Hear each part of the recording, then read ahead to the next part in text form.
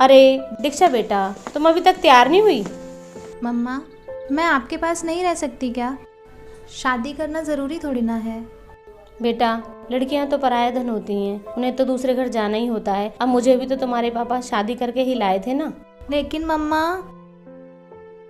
बेटा टेंशन मत लो, आपके पापा ने देखा है उसको, लड़का बिजनेसमैन है, तुम्हें बहुत खुश रखेगा।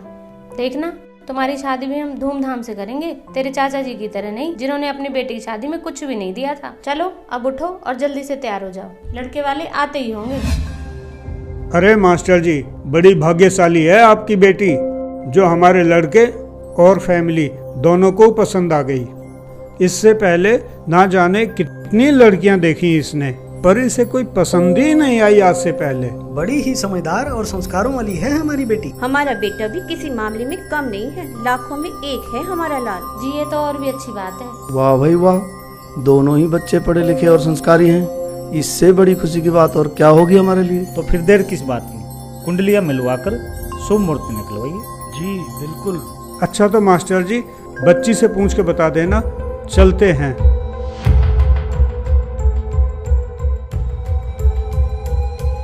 और हाँ मास्टर जी, एक बात और कहनी थी आपसे।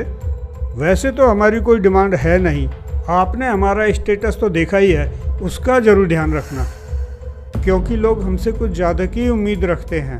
देखिए मास्टर जी, आपने जो निशा बेटी की शादी में दहेज दिया था उतना तो आप देंगे ही। बाकी मेहता जी, वो गाड़ी वाली बात एक बार अरुण बेटे से और पूछ लीजिए, उनको कौन सी गाड़ी पसंद है। लगे हाथ मास्टर जी को बता भी देंगे। अरे वो तो मास्टर जी देख ही लेंगे। बाकी मास्टर जी, लेने से पहले एक बार पूछ जरूर लेना। जी मेहता जी जरूर, हम अपनी हैसियत से भी कुछ ज्यादा करने की कोशिश करेंगे। अच्छा तो ठीक है मास्टर जी, चलते हैं। नहीं नहीं भाई साहब, खाना तो तैयार है, आप खा के ही जाइए। अरे नहीं नहीं जी, माफ करना, आज हम जल्दी में हैं, किसी रिश्तेदार के यहाँ जाना है, फिर कभी। देखिए मास्टर जी, आपने जो निशा बेटी की शादी में दहेज दिया था उतना तो आप देंगे ही। बाकी मेहता जी, वो गाड़ी वाली बात एक बार अरुण बेटे से और पूछ लीजिए, उनको कौन सी गाड़ी पसंद है।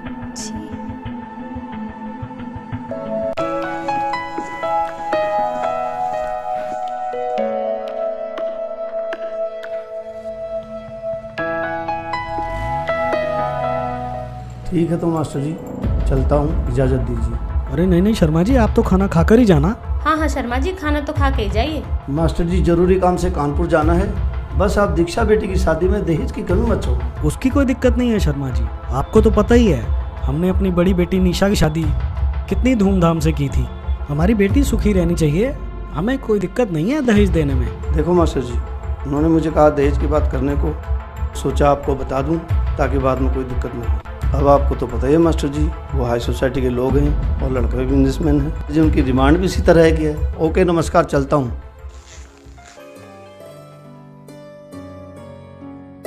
अरे बेटा, अब क्या हुआ तुम्हें?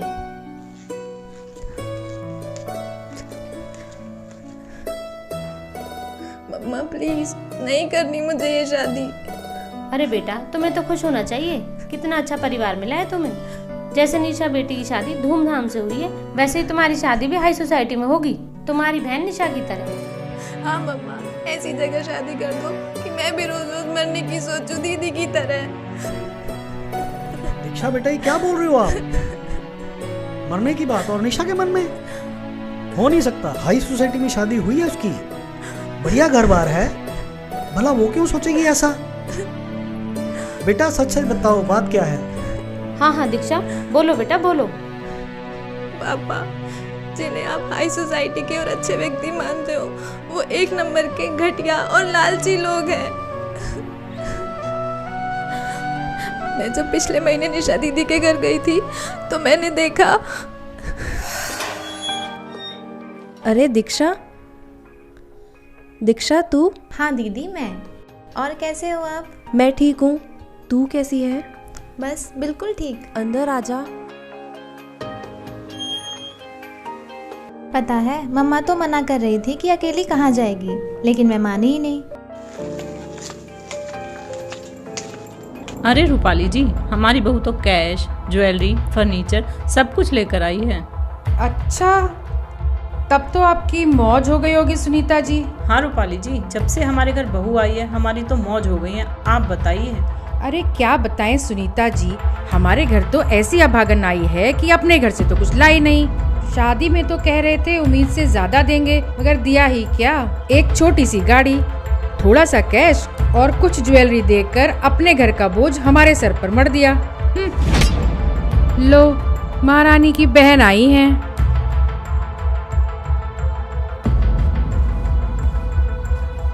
नमस्ते मौसी जी। नमस्ते मौसा जी। नमस्ते बेटा, आओ बैठो। अरे मेरे कपड़े कहाँ हैं? जी वो तो अलमारी में रखे हैं।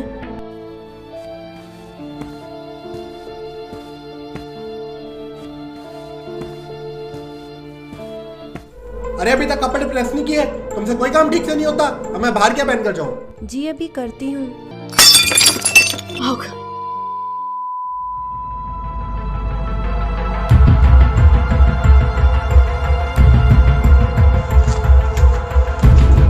अरे देख कर नहीं चल सकती, करम जली, नुकसान कर दिया। ध्यान कहाँ रहता है तेरा? अरे इसके तो रोज के यही काम है। मेरी किस्मत ही खराब है जो ऐसी वाइफ मिली। नुकसान करने में सबसे आगे और काम करने में। हाँ।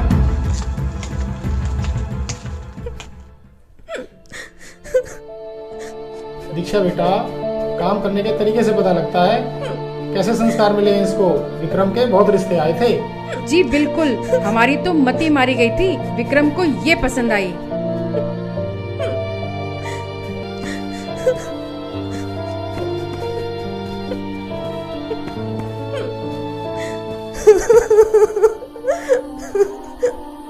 दीदी, क्या आप रोजाना इसी माहौल में रहते हो?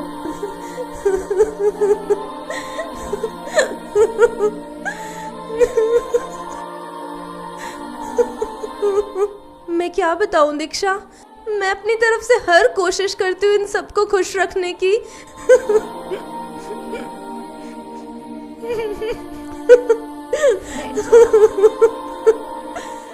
लेकिन इनके ऐसे व्यवहार से कभी कभी मन करता है कि सुसाइड कर लूं, बस ऐसे लोगों से छुटकारा मिल जाए। नहीं दीदी, नहीं दीदी, ऐसी बातें मत बोलो। दीक्षा, तुम्हें मेरी कसम, तुम मम्मी पापा को ये बात नहीं बताओगी, नहीं तो वो लोग बहुत परेशान हो जाएंगे। कितने अरमानों से उन्होंने मेरी शादी की थी।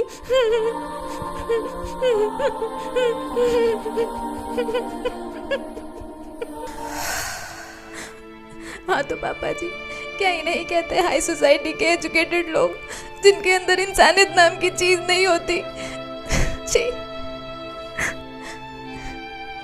बाहर में जाए ऐसी सोसाइटी। बस दीक्षा, बस करो। अपने हिसाब से हमने रिश्ता अच्छा ही देखा था, और क्या नहीं किया हमने निशा की शादी में। लेकिन तो तुम क्या चाहती हो?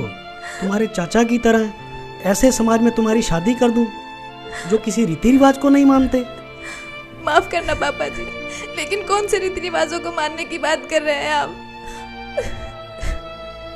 इन रीति रिवाजों को मानने वाले लोगों ने ही तो दीदी जैसी लाखों लड़कियों को इतना प्रताड़ित कर रखा है कि वो आत्महत्या करने पर मजबूर हो जाती हैं। और रही बात मीनाक्षी दीदी की, तो मैं आपको उनकी सच्चाई बताती हूँ कि चाचा जी ने किस सोसाइटी में शादी की है अपनी बेटी की।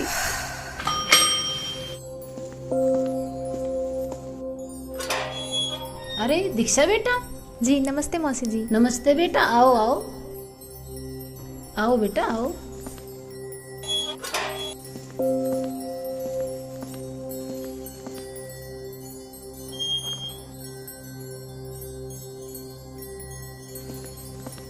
अरे मीनाक्षी, देखो तो जरा कौन आया है।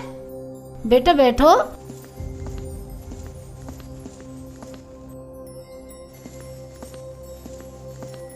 जी मम्मी जी। अरे दीक्षा तुम? हाँ दीदी, मैं। और कैसे हो आप? मैं बिल्कुल ठीक हूँ, तू अपनी सुना? एकदम फर्स्ट क्लास। और घर पर सब कैसे हैं? ताऊ जी, ताई जी? सब एकदम ठीक है। आ जाओ बैठो। तूने तो मुझे सरप्राइज ही कर दिया बगैर बताए आकर। अरे मम्मी जी आप बैठिए, आप बैठो, आ जाओ।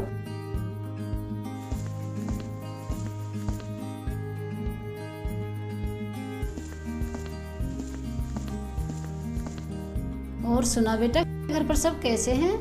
जी सब बढ़िया। आप बताओ, आप कैसे हो? बस बेटा परमात्मा ने मौज कर रखी है। मीनाक्षी देखना बेटा गेट पर कौन है। जी मम्मी जी, देखती हूँ।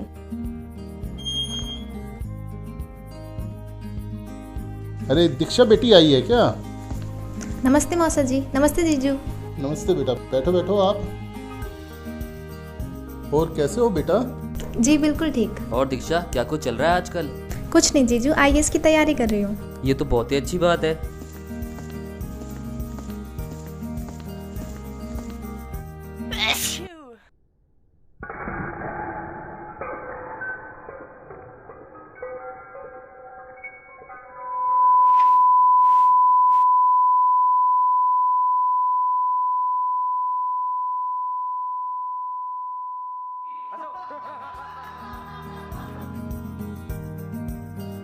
कोई नहीं बेटा, हो जाता है, इसे मैं साफ कर देती हूँ, आप और ले आओ।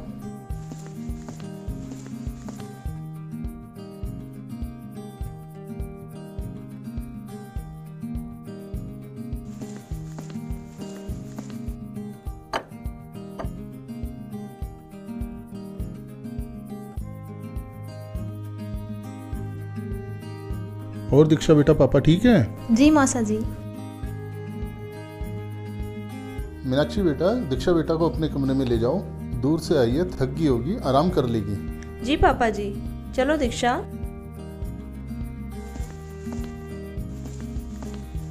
आओ बैठो। और सुना दीक्षा, तेरी पढ़ाई कैसी चल रही है? बिल्कुल ठीक दीदी। अच्छा दीदी, एक बात पूछूं आपसे? हाँ हाँ पूछो। दीदी आप खुश तो हो ना?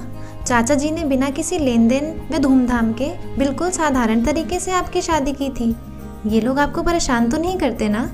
बिल्कुल नहीं दीक्षा, बल्कि इस घर में आकर तो मुझे एहसास हुआ कि यहाँ बहू को भी बेटी जैसा प्यार मिलता है। लाखों रुपए खर्च करने के बाद भी ऐसा समाज, ऐसा परिवार नहीं मिलता।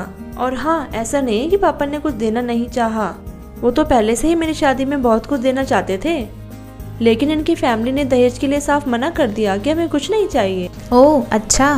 पहले तो हमें लगा कि ये लोग वैसे ही मना कर रहे हैं, दहेज तो देना ही है, लेकिन फिर हमें पता चला कि संत रामपाल जी के शिष्य हैं और दहेज लेना उन्होंने मना कर रखा है। फिर उन्होंने हमें एक बुक दी, जीने की राह, और कहा कि हम अपने संत रामपाल जी के नियमों को नहीं तोड़ सकते।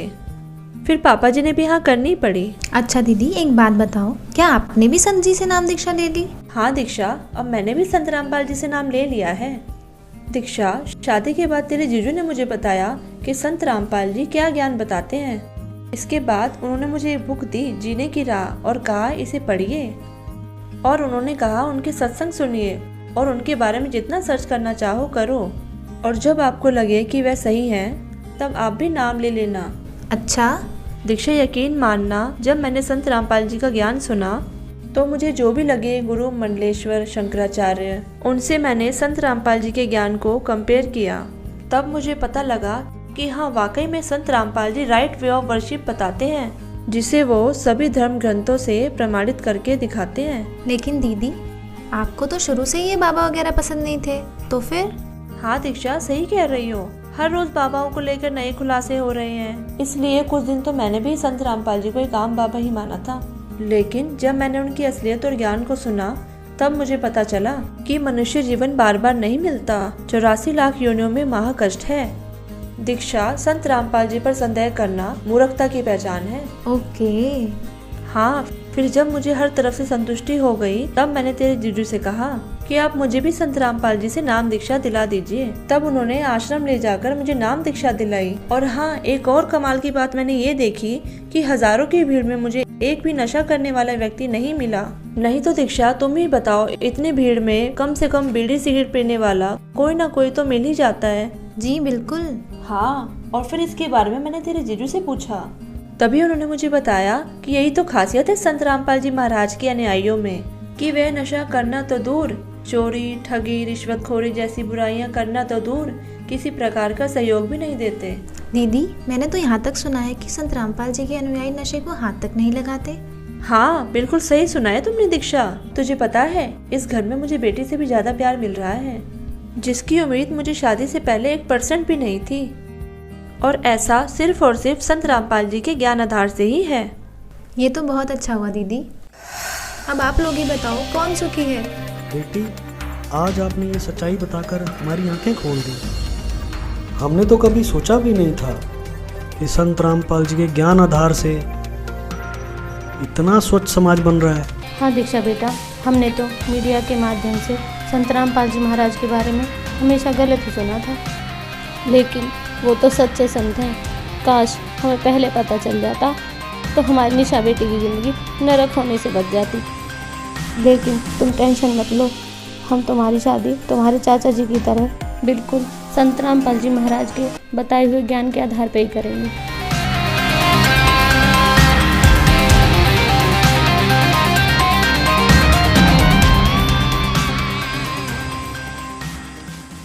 तो परमात्मा की शरण में आने के बाद वही विवाह आज आप देख रहे हो, उस परमेश्वर की कृपा से परमात्मा ने हमारा ज्ञान हटा दिया। यहाँ पर बच्चों का विवाह करा दिया जाता है और 5-7 भगत उनके रिश्तेदार आते हैं, घर वाले, और यहाँ आश्रम में उनका 10 रुपये खर्च नहीं होता। सिंपल रोटी जो रोज हम बनाते हैं वही खाएंगे। ये ड्रामाबाजी हमने नहीं करनी। बच्चों का संयोग परमात्मा जोड़ता है। हमारे इस नाटकबाजी से विवाह नहीं होता। विवाह तो मालिक ने कर रखा होता है और वचन से बच्चे एक दूसरे से जोड़े जाते हैं। जो लाखों रुपए में विवाह हुआ करता था, यहाँ वो फ्री ऑफ कॉस्ट हो रहा है। तो संस्कार चेंज कर दिए परमात्मा ने, वो हमारा लेन देन खत्म कर दिया और एक न्यारी उमंग होती है ऐसे सिंपल ब्याह करने में। तो पुण्यात्माओं, जिनके संतान नहीं है और ये भक्ति मार्ग जिनको मिल गया, उनको विश्वास भगवान पर हो गया कि जो मालिक कहता वो सही है, उनका कल्याण तो होया पड़ा है। और दूसरे जिनकी दृढ़ विश्वास मालिक पर हो गया, संतान भी है, बच्चा ने भी लाओ लाइन पर, कल्याण उनका भी गारंटेड है। इसलिए इस काल की व्यवस्था से अपने विचारों को ऊंचा उठाओ, परमात्मा पर विश्वास रखो। जो वो करते हैं वो सही करते हैं। मानुष जन्म पाए कर नहीं रटे हरि नाम, जैसे कुआं जल बिना फिर बनवाया क्या काम। दोस्तों, आपने देखा कि जब दीक्षा संत रामपाल जी महाराज से नाम उपदेशी परिवार में जाती है तो ये देखकर हैरान हो जाती है कि देश में ऐसे भी परिवार हैं जो दहेज लेना पाप समझते हैं। कठोर से कठोर कानून बनाने के बाद भी सरकार की नीतियां दहेज लोभियों के सामने बोनी प्रतीत हो रही हैं। लाखों परिवारों को इस दहेज रूपी राक्षस ने बर्बाद कर दिया। संत रामपाल जी महाराज के आध्यात्मिक ज्ञान से दहेज जैसी बुराई ही नहीं बल्कि अन्य बुराइयों का भी अंत होता जा रहा है। दोस्तों, संत रामपाल जी महाराज के भक्ति नियमों पर चलते हुए इनके शिष्यों ने एक मिसाल कायम की है कि न तो दहेज लेंगे और न ही दहेज देंगे। संत रामपाल जी के इस नियम पर चलते हुए एक खुशहाल और सभ्य समाज तैयार हो रहा है। लाखों शादियां बिना दहेज, बिना बाहरी आडंबर के हो रही हैं, जिससे समाज में सुख और शांति स्थापित हो रही है।